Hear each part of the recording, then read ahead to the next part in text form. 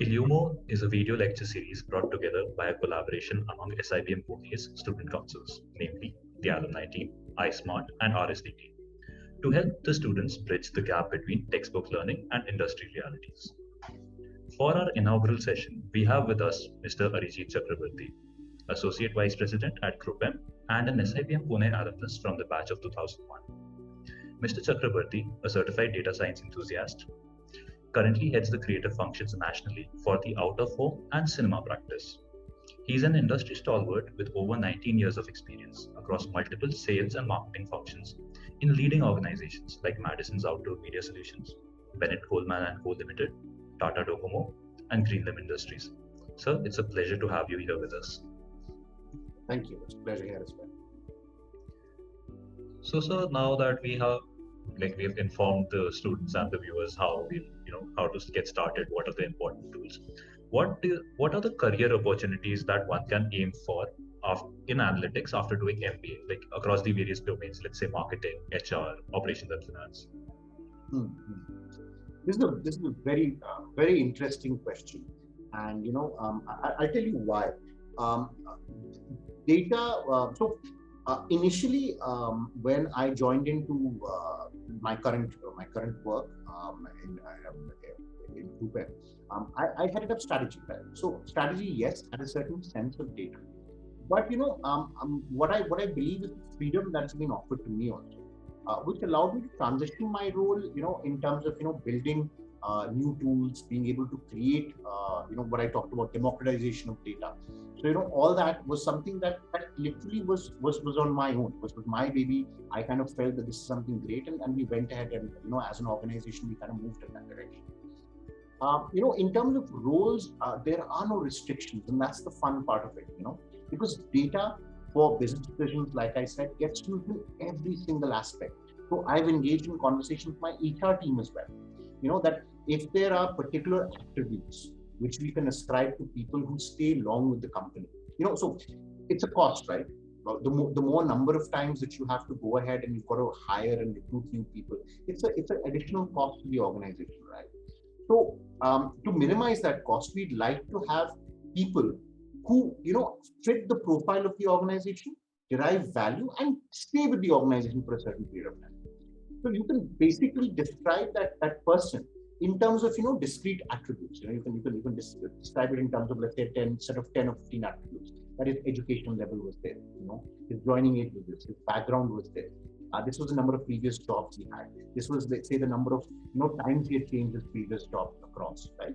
I mean, the duration interim between which he would change jobs. So you can actually put them onto an Excel. And even before getting into the interview process, you can actually use that data to screen and say that, is this a person I want to interview or not? Will this person be able to meet that criteria of being able to stick around with the organization and give us that sort of value that we're looking at, right? So all that can be, I'm just giving you a perspective. That's from HR. Sales, I've personally used data, and I believe that sales are definitely yes. Marketing, yes. The only thing is that what I'd say is that it's a good idea to kind of explore organizations which allow you to work on multiple different types of clients, I would say. So from an agency perspective, what tends to help you more is that you get an exposure across multiple different client functions. And then you can just go ahead and find you and say, okay, this is what I really want to do, develop a specialization to it, maybe move into the client's end. Kind of take that forward as your career. So one of the things that I would recommend, and that's one of the reasons why I still hang around in an agency, is because I get to work across, a variety of opportunities, or a variety of problems. One of the word could be problems, but I see them as opportunities. A variety of opportunities which I would not get if I was, say, working. I'd give an example from my own career in Greenlam, for example, because that is a specific, specific product, a specific set of problems which you work on. And yeah, the problems also keep changing. There are different issues which happen there.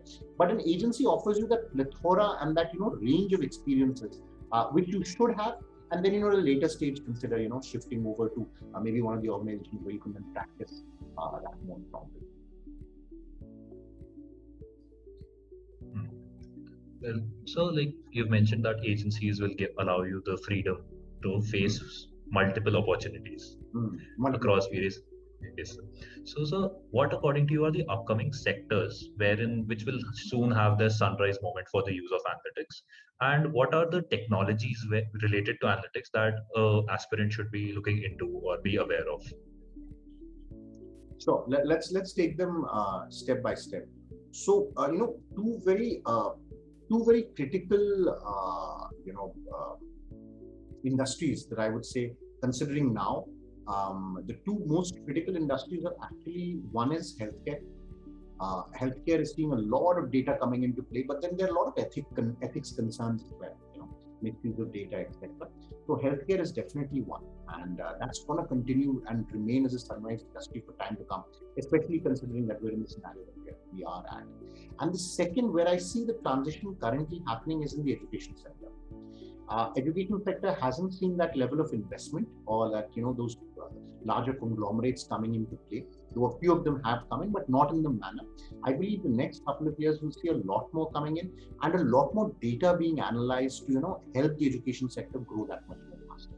So I believe these are two very critical industries where data will come into a very, very strong way.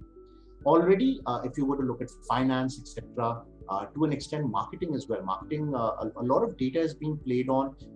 For example, Zapper, etc. There are a lot of other organizations which focus on very detailed understanding of audiences, metrics, and therefore ensuring better targeting, more smaller clusters, that one would say for it.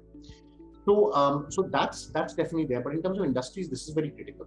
And in fact, in terms of the capabilities, which I believe are very critical going forward, are two. And one of them is understanding computer vision. A lot of conversations now are moving to pictures and video. So to be able to translate those once again into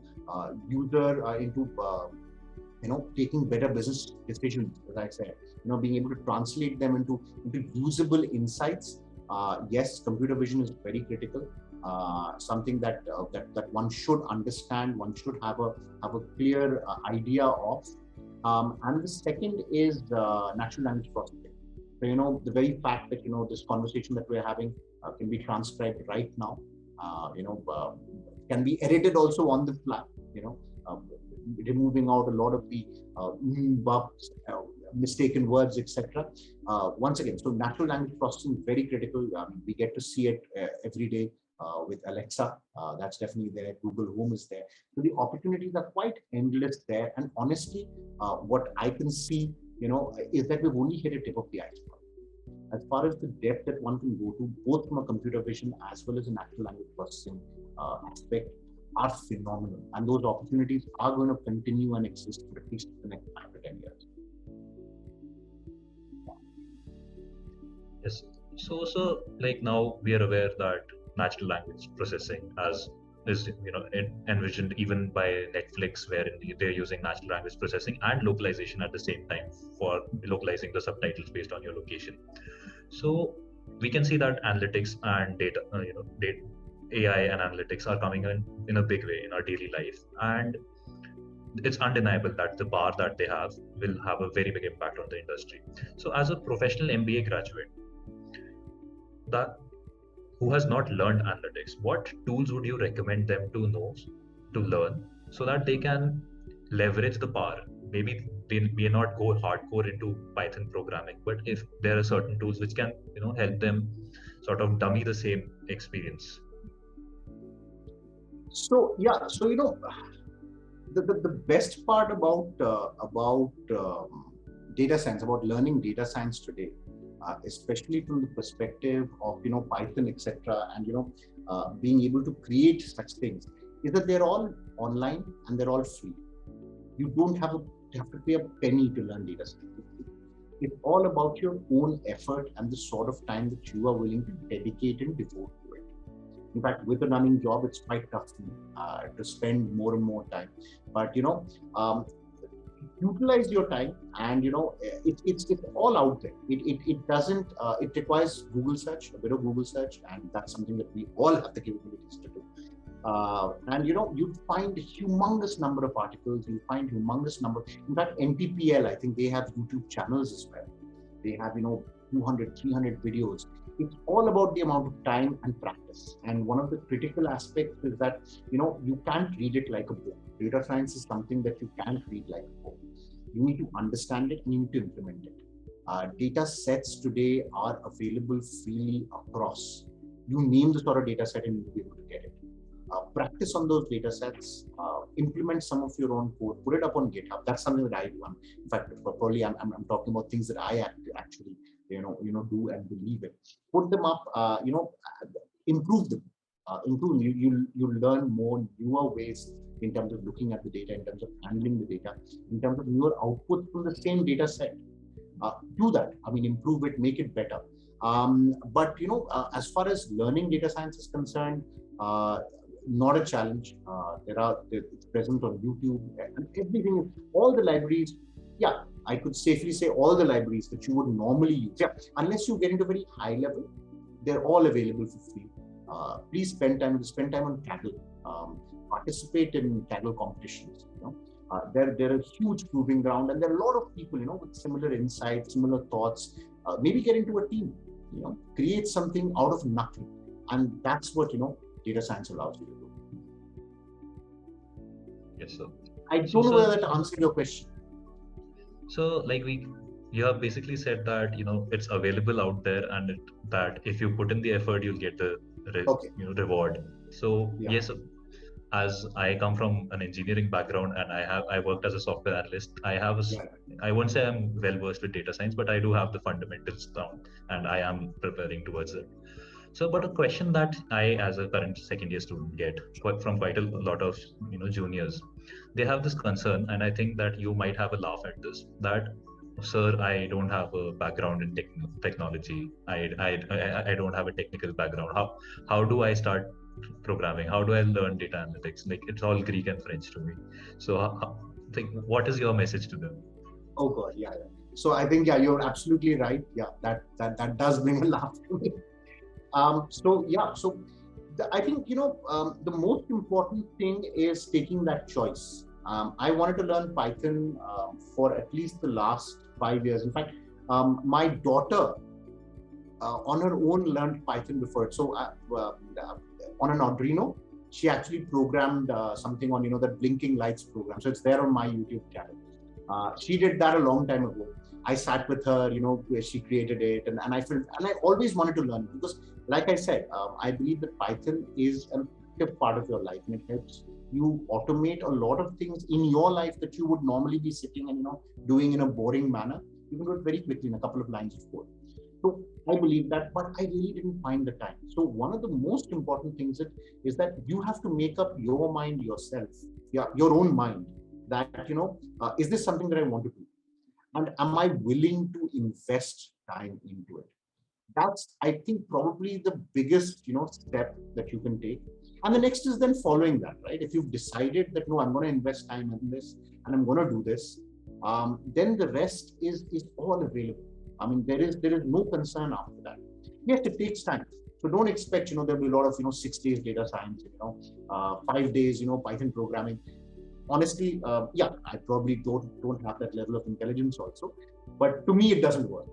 And even now, I spend time, I sit, I go over the code, I keep writing it myself, I practice it, I try and identify problems. I try thinking in my mind, okay, how will I write it? Then I actually go and I write it. And sometimes, there's one comma misplaced, there is one bracket misplaced, and it just doesn't work. And then you read more, you go to Stack Overflow, you try and figure out what was that error, that small thing that, I made a mistake on. Though, broadly, the code seems accurate, but what is it? And, it's that desire to learn. I think it comes from a very fundamental aspect of who we are. If we have that desire to learn and to make it happen, I think the rest will fall into place. And data science is not a very, secretive, that requires a huge amount of intelligence. That's sort of a small, tiny group. It's not that.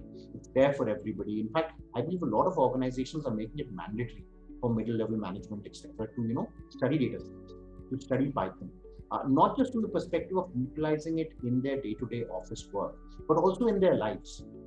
because it just saves you so much time.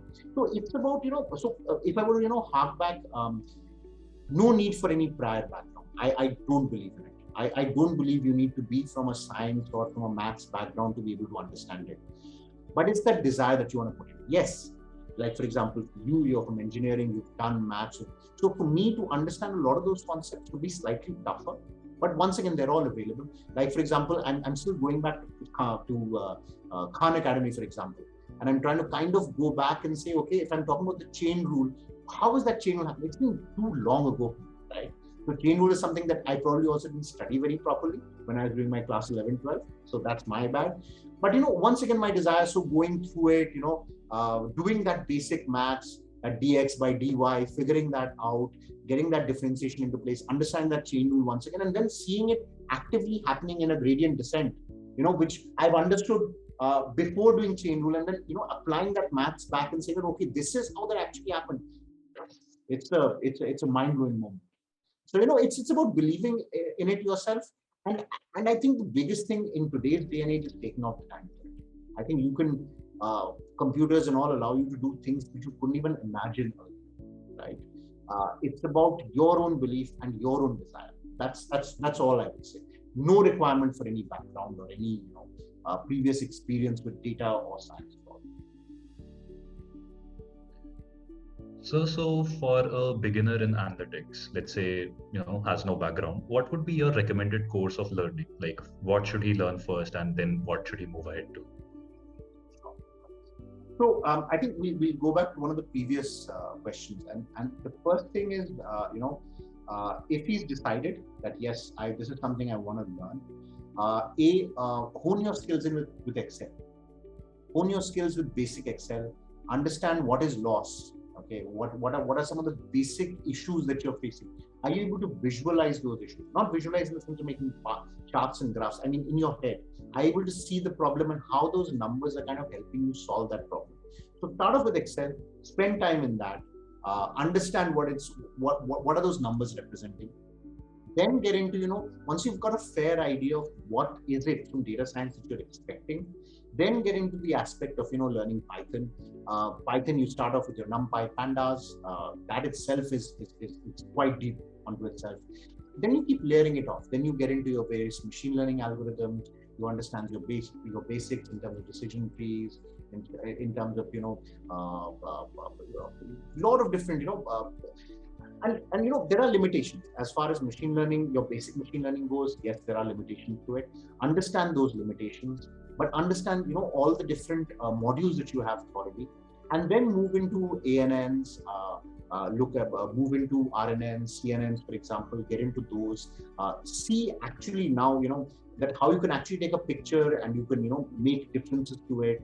You can identify do classification related work, do regression related work from it. And then the sky's your limit. So the progression that I would typically see is that understand your basics, Excel, move from there into basics of Python, spend time on it, understand the basics in it, move into your regular, vanilla machine learning, decision trees, etc. Put those into place, get those through, understand what are the issues that are there, because they have serious challenges. They're not something that as per me, are, let's say, business application oriented. I mean, that's something that's good to learn, but it's not something that will give you business trust with, right? So understand the limitations. And I think understanding the limitations is very critical. And then move into your, artificial neural networks, and then the world, suddenly your world starts opening up, because you can make sense of the world around you. You can do classification problems from, let's say, pictures. You can start, taking audio and actually taking audio to give back audio with an answer. And all the libraries, once again, are they're open source. They're available for free. You can search. In fact, I'm in the process of building a chatbot. So it's as simple as that. And I come from an English literature background, ultimately. So there is no big deal to it. I think it's just the amount of time that you need to put across. But that's the proper progression that I see, that I've been working on also. Thank you for your views, and I believe it's been really enlightening for everybody who will be watching this. So we've come to the end for this interview, and it's been a great pleasure and an honor to host you. We would have loved to host you on campus, but for now we're doing this virtually. Maybe sometime later we'll have you on a lovely Hilltop One campus. So for now, sir, thank you for informing us, the students, as well as the viewers, about the poetry hidden in the depths of data, that about the possibilities that even people who are not from a technical background can actually take up analytics. They just need to have the drive and the passion for it. Thank you, sir. Your alma mater will always be there for you and always welcome you to our lovely Hilltop campus. Thank you. And I hope you've had a pleasant experience. Thank you. Cheers.